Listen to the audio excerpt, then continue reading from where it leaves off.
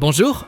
Les affaires de liaison au sein d'une famille n'ont jamais été aussi dramatiques. Mariée et mère de 2 filles, Anne est une excellente avocate et reçoit souvent ses clients à la maison.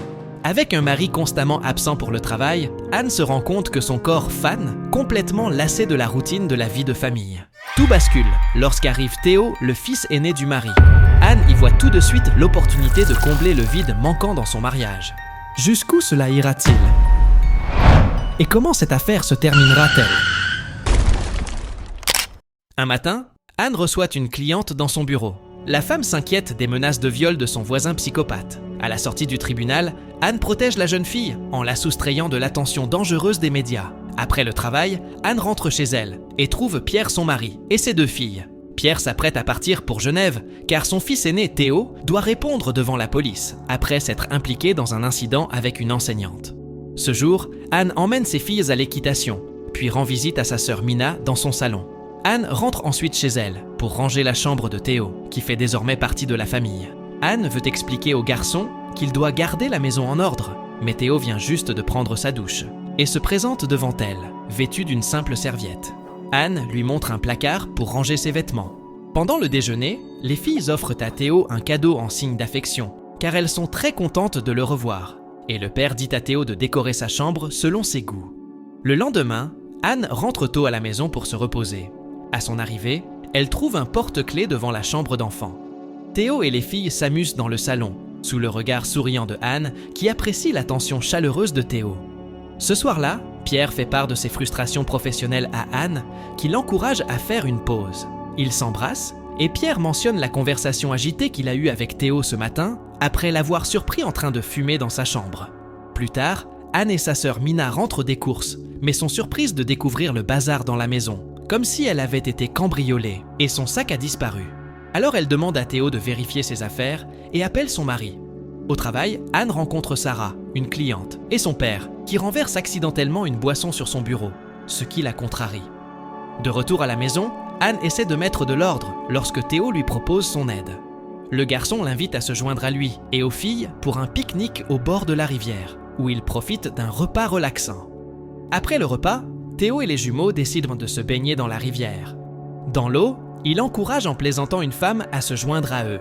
D'abord réticente au début, elle finit par céder, et ils rentrent tous à la maison avec un sentiment de joie. Sur le chemin du retour, les filles s'endorment, et Théo aide la femme à les porter jusqu'à leur chambre. Le lendemain, Anne et Théo échangent quelques mots avec complicité sous le porche, tandis que Pierre embrasse sa fille et lui annonce son prochain voyage d'affaires. Tard dans la soirée, Théo regarde un feuilleton et invite Anne à se joindre à lui. Une scène à l'écran leur donne soudain envie de se rapprocher. Et presque inconsciemment, il fait un geste vers elle. Brûlant de désir, Anne cède et passe à des choses actives. Anne demande ensuite au garçon d'oublier tout ce qui s'est passé et que rien ne changera entre eux. Lorsque Pierre revient de son voyage, il raconte des anecdotes amusantes sur son travail. Mais Anne est beaucoup trop perdue dans ses pensées, se sentant coupable par rapport aux événements de la nuit précédente. Plus tard, Théo passe du temps avec ses sœurs et enregistre leurs discussions dans un magnétophone.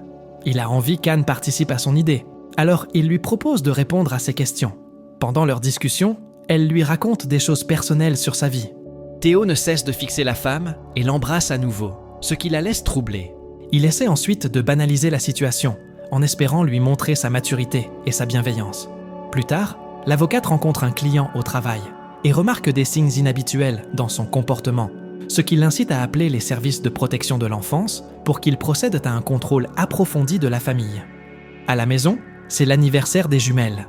La famille et les amis sont tous réunis pendant que les filles déballent joyeusement leurs cadeaux. L'une des filles demande à sa mère de remplir son pistolet à eau, et Anne se rend à la grange, où Théo la surprend et la titille un peu. À leur insu, Mina a observé toute la scène et se sent bouleversée par les actions de sa sœur. Elle décide de partir avec son fils, alors que la fête continue. Pierre profite d'un moment de tendresse en voyant ses filles souffler leur bougie d'anniversaire. Le lendemain matin, Anne attend Théo dans le jardin, ouvrant la voie à une discussion sincère. La femme lui dit qu'ils doivent tout arrêter, car elle ne peut détruire la famille qu'elle a construite durant plusieurs années, et conseille d'oublier tout ce qui s'est passé, car ça ne se reproduira plus. Malgré sa frustration, Théo lui offre un dernier baiser avant d'affirmer avec assurance qu'elle sera jalouse de ses futures relations. Peu après, Théo rejoint Pierre pour le petit déjeuner et Anne les surprend en train de discuter d'une sortie au chalet. Les filles sont tristes de ne pas pouvoir profiter des vacances au chalet et Anne s'inquiète du fait que Pierre accorde plus d'attention à Théo qu'à ses filles. Elle lit ensuite une histoire aux filles avant qu'elles ne s'endorment. Une fois les filles endormies, Anne décide de laisser un message à son mari, qui est déjà parti avec Théo. Plus tard, elle entre dans la chambre de Théo et y trouve un magnétophone et quelques notes compromettantes. Elle décide de protéger sa vie privée en supprimant tout ce qui pourrait faire allusion à ses interactions avec Théo. Le lendemain, inquiète de l'absence de réponse de son mari, elle emmène les filles au club hippique pour se changer les idées. Au retour, alors qu'elle conduit, son téléphone sonne, ce qui la distrait un instant, et sa voiture finit dans un fossé. Heureusement, tout le monde est en bonne santé. Elles finissent par prendre un taxi pour rentrer et trouvent Pierre déjà à la maison. Les filles parlent de l'accident pendant le dîner, tandis que Pierre les écoute en silence. Une fois les enfants couchés, Pierre et Anne ont une discussion sérieuse. Pierre révèle que Théo a avoué avoir passé beaucoup de temps avec elle, en décrivant les détails de leur liaison. Anne nie les affirmations de Théo, mais Pierre a du mal à la croire. Se sentant blessée et prise au piège, Anne se retire dans sa chambre, furieuse que Pierre prenne la défense de Théo au lieu de la sienne. Elle raconte à Pierre l'implication de Théo dans le cambriolage de la maison pour retourner la situation et dissimuler sa culpabilité. Pierre s'excuse rapidement en serrant Anne dans ses bras. Le lendemain matin, ils s'assoient ensemble pour discuter avec Théo. Pierre demande à son fils de s'excuser et d'arrêter de créer des problèmes avec sa belle-mère. Théo s'emporte et est irrité par l'attitude sainte de sa belle-mère. Frustré, Pierre décide d'envoyer Théo dans un pensionnat. Plus tard, Théo rend visite à Anne à son travail, exigeant qu'elle admette leur prétendue relation. Anne reste calme et l'incite à rester loin de sa famille. Théo menace de ruiner sa réputation, mais Anne lui dit qu'elle a assez de contacts pour étouffer l'affaire et que personne ne le croira.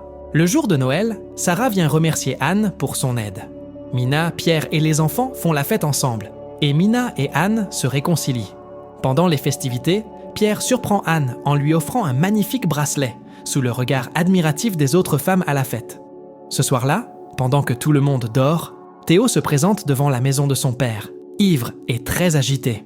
Anne a entendu ses cris et vient à sa rencontre. Elle lui demande avec colère de se taire et de retourner au pensionnat, car il a déjà créé assez de soucis. Théo lui dit qu'il n'a pas d'ordre à recevoir d'elle et se jette sur elle. Anne cède et ils passent un bref moment ensemble, après quoi elle retourne auprès de son mari. Le lendemain matin, Pierre interroge Anne sur la visite nocturne de Théo, car il a entendu les cris de Théo et a remarqué qu'ils y ont passé beaucoup de temps avant qu'elle revienne se coucher. Anne explique qu'elle a appelé un taxi pour Théo parce qu'il était ivre, espérant ainsi mettre fin à son comportement. Pierre devient très sceptique et sent que l'histoire ne s'arrête pas là. Merci d'avoir regardé et n'oubliez pas d'aimer et de vous abonner à notre chaîne pour une éventuelle suite à cette histoire.